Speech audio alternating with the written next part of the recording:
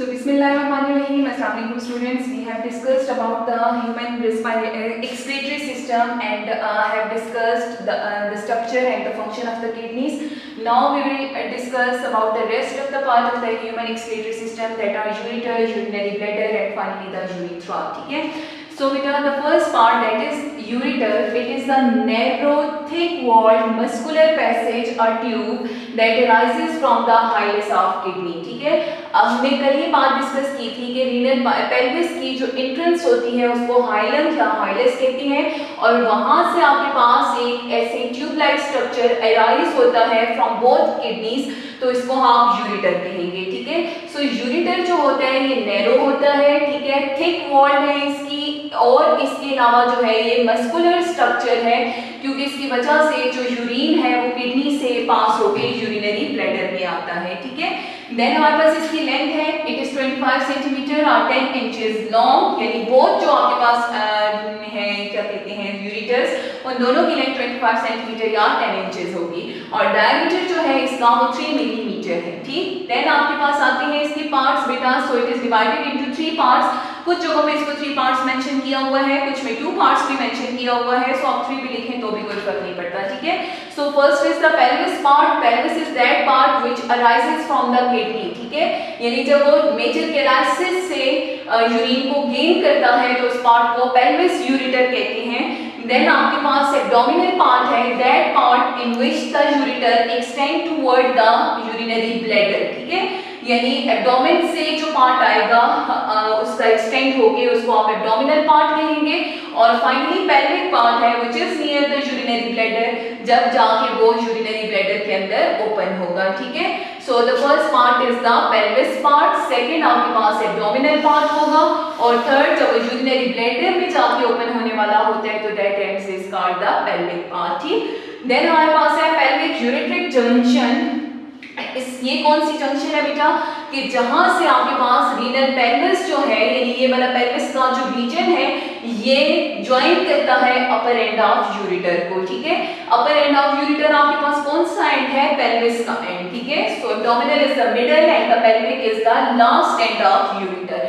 So upper part of the ureter या upper end of the ureter is attached with the renal pelvis by means of a joint that is called the pelvic ureteric junction. ठीक है, then आपके पास आता है इसका passage कि ये कैसे मूव करता है. सो आपको ये तो पता है कि हमारी किडनीज जो होती हैं वो डॉर्सल साइड ऑफ बॉडी पे प्रेजेंट होती हैं. So if they are present on the dorsal side, so it means that both the ureters are present on the dorsal body wall and open on the dorsal side of bladder. अगर आप इस bladder को देखें तो इसकी ये front side यूं होगी वेंट्रल साइड, और बैक साइड जो है वो इसकी डॉर्सल साइड है. So both of the ureters from both the kidneys come along the dorsal side of the body wall and also open on the dorsal surface of the bladder. ठीक है, और आपको ये बात पता है कि अगर सेंटर में हमारी बॉडी में आ जाता है वर्टिब्रल कॉलम, तो एक जो यूरेटर है वो एक साइड पे और दूसरा यूरेटर दूसरी साइड पे होगा, लेकिन दोनों जो है वो उसके पैरेलल मूव करेंगे. ठीक, देन बेटा इसके अंदर यूरेट्रोवेसिकल वॉल्स होते हैं, और ये वॉल्स क्यों होते हैं कि once the urine has been passed into the ureter and moves along the abdomen to enter into the urinary bladder, so that the backward passage of the urine is prevented by means of this uretrovesical walls. ठीक है, role क्या है इसका कि सिंजस urine को transfer करना है towards the bladder, और जो ब्लैडर में यूरिन की ट्रांसफर होती है that is done by the peristalsis.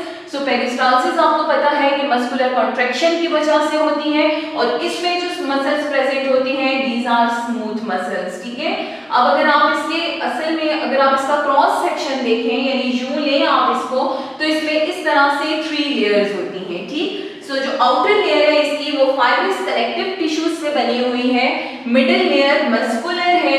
In smooth muscles की कॉन्ट्रैक्शन को पेरिस्टालसिस कहते हैं, जिसकी वजह से यूरिन की डाउनवर्ड मूवमेंट होती है, और ये मसल्स जो है वो अगर रिलैक्स हो जाए तो एंटी पेरिस्टालसिस ऑफ यूरिन नहीं होता कि वो यूरेटर से वापस किडनी में चला जाए. क्यों नहीं होता, क्योंकि यहाँ पे आपके पास प्रेजेंट है ureterovesical walls which prevent the back flow of urine from ureter to kidney. ठीक है, और फाइनली जो इसकी इनर लेयर होती है दैट इज द एपिथेलियम, और वो सिंपल एपिथेलियम सेल से बनी हुई है. ठीक, so this is the first part of the second part of the human excretory system, that are ureters. Second हमारे थर्ड पार्ट आता है urinary bladder. So it is a musculo-membranous structure. Musculo-membranous structure क्यों कहते हैं? क्योंकि इसमें एक तो म्यूकस मेम्ब्रेन्स होंगी और उसके अलावा इसमें मसल्स प्रेजेंट होंगे. ठीक है, so this is called the musculo-membranous sac. Sac क्यों कहते हैं? क्योंकि it act as a reservoir of urine.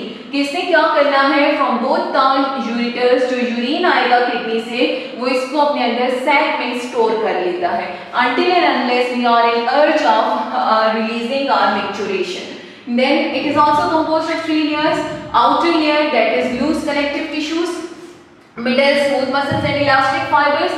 अब देखिए वहां पे फाइब्रस कनेक्टिव टिश्यूज हैं, इसका मतलब है कि वो एक्सटेंड नहीं होता है. ठीक है, यूरेटर. जबकि इसमें जो टिश्यूज हैं, these are loose connective tissues and smooth muscles along with the elastic fiber, so it means that it has the ability to extend. ठीक है, so हम ये कह सकते हैं कि the wall or the layers of the urinary bladder are extensible so that it can hold the volume of the urine inside it. ठीक है, and inner is again made up of epithelium. Then beta muscles. So इसमें ये जो muscles हैं, these smooth muscles which are present inside this, these are called the detrusor muscles, and these detrusor muscles will contract and relax to gain or to release the urine. ठीक है, so they will relax.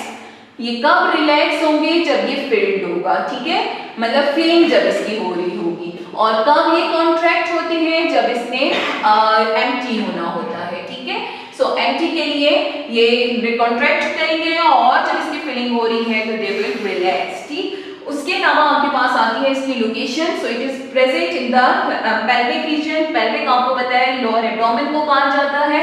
Then its capacity, it can store about 0.5 to 1 litre urine.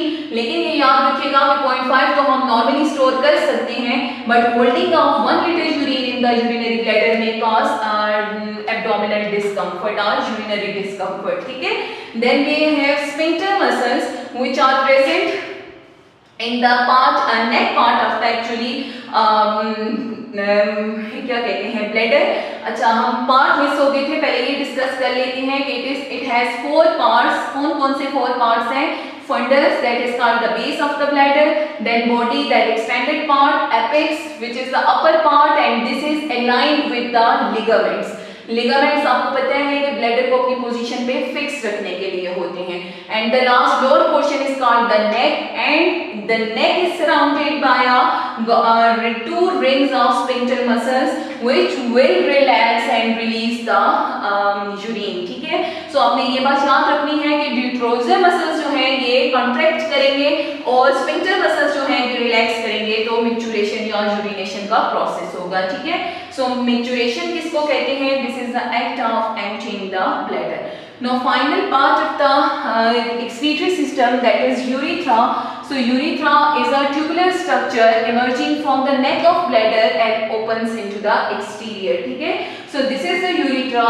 It arises from the neck of the bladder and open into the exterior by means of urethral apertures which helps to release the urine. ठीक है, so beta they are called the outlet of bladder. अगर हम इनको outlet कह रहे हैं कि यहाँ से यूरिन रिलीज हो रहा है, तो both the ureters are called the inlet of bladders. ठीक है, देन बेटा इसकी कंपोजिशन है. So it is made up of the mucous membranes, vessels and then the muscles. ठीक है, सो इसमें मसल्स होती हैं, वेसल्स होती हैं और इसके साथ साथ म्यूकस मेम्ब्रेन होती हैं. मेल और फीमेल में यूरिथ्रा की कंपोजिशन तो ऑलमोस्ट सेम होती है, लेकिन उनका स्ट्रक्चर और उनका फंक्शन डिफरेंट होता है. मेल में यूरिथ्रा का साइज ज्यादा है, 18 to 20 centimetre, and it is made for both urination and semen ejaculation.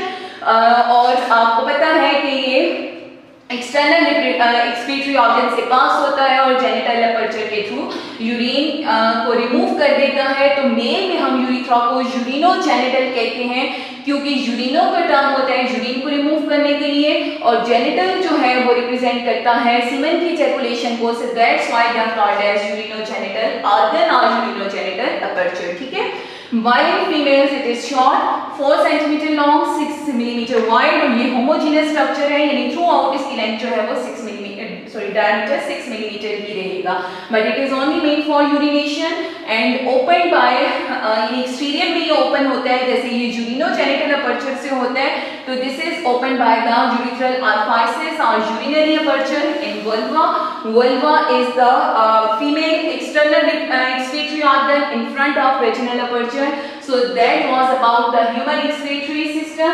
अगर आप इस human excretory system की diagram देखें तो आपको ये नजर आएगी कि we have two kidneys on both sides of the body, our abdomen or vertebral column. Kidneys are bordered by or have the suprarenal glands. Then blood supply, renal artery in red, renal vein in blue, and these black tubes which are arising from the kidney or ureter, they open into the urinary bladder. Urinary bladder is a sac which acts as a reservoir, and it gains the urine from the inlet through ureters and remove the urine from outlet that are called the urethra. ठीक है? So urethra are different both in male and female. That was about human excretory system. एक दफा board के paper में long question में पूछा जा चुका है, इसके अलावा ये MCQs के लिए इम्पोर्टेंट है.